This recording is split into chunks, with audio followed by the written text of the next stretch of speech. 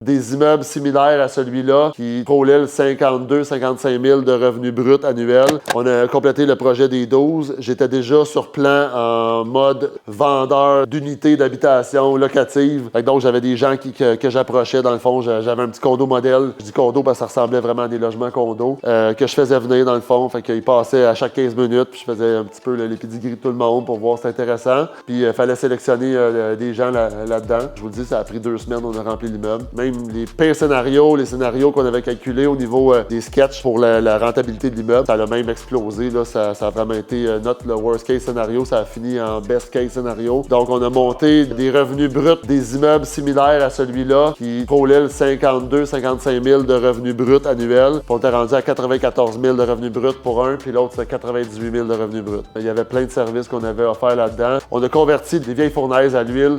On a tout arraché ça. Dans le fond, on a optimisé pour des conversions avec des logements, avec un chauffage, dans le fond, là, vraiment aux locataires, en énergie, comme on connaît les fameux calorifères. Fait que ça a tout été renippé, rechangé. Donc, on a transféré les dépenses propriétaires aux dépenses locatives locataires. Ce qui est logique dans un genre d'investissement comme celui-là. Ce qu'on devait faire, c'est qu'on le mette en vente. Donc, on a trouvé là, 2 investisseurs qui ont acheté nos 2 Siplex. On a fait un gain d'environ 1 million sur le cost versus là, la finale.